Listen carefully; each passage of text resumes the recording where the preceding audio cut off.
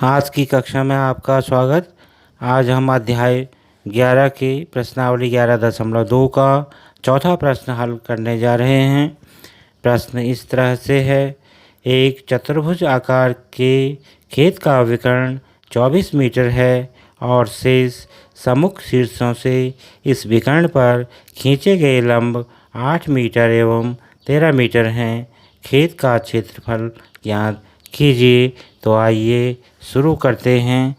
जैसा कि आप चित्र में देख पा रहे हैं, चतुर्भुज के आकार का खेत है तथा चतुर्भुज के दोनों शीर्षों को मिलाने वाला विकर्ण जिसकी माप 24 मीटर है तथा अन्य शीर्षों से विकर्ण पर डाले गए लंब की माप 13 मीटर तथा 8 मीटर है। चित्र में दिखाया गया विकर्ण इस चतुर्भुजाकार खेत को दो त्रिभुजों में विभाजित करता है। एक विकर्ण के ऊपर तथा दूसरा त्रिभुज विकर्ण के नीचे स्थित है। हमें पूर्व से जानकारी है कि किसी त्रिभुज का क्षेत्रफल बराबर 1/2 गुणा आधार गुणा ऊंचाई होता है।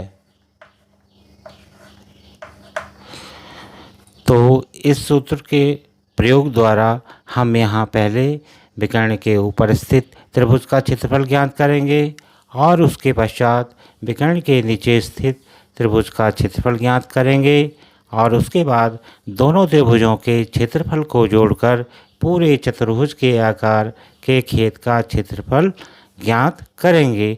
तो आइए शुरू करते हैं। पहले त्रिभुज का क्षेत्रफल। पहले त्रिभुज के लिए आधार विकर्ण होगा जिसकी माप 24 मीटर है तथा ऊंचाई 13 मीटर की होगी। तो हम लिख पाएंगे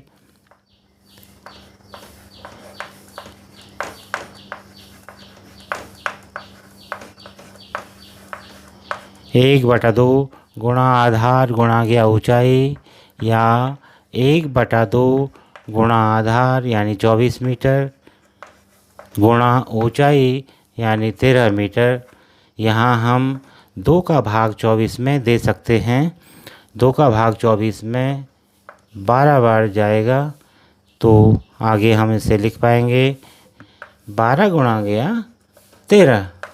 12 गुणा 13 का गुणनफल 156 वर्ग मीटर के रूप में लिख सकते हैं। अब हमें विकर्ण के नीचे स्थित त्रिभुज का क्षेत्रफल ज्ञात करना है। तो दूसरे त्रिभुज का क्षेत्रफल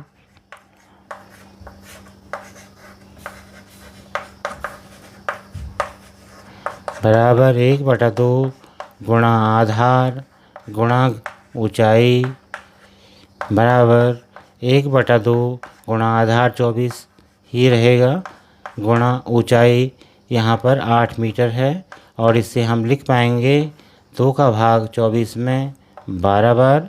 तो 12 गुणा गया 8 बराबर 96 यानी 96 वर्ग मीटर।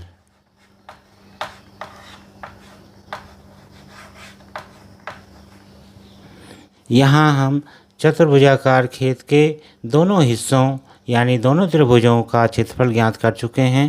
पहले त्रिभुज का क्षेत्रफल 156 वर्ग मीटर तथा दूसरे त्रिभुज का क्षेत्रफल 96 वर्ग मीटर के रूप में प्राप्त हुआ है। अब हमें इन दोनों क्षेत्रफलों को जोड़ देना है ताकि हम चतुर्भुजाकार खेत का क्षेत्रफल बता सकें।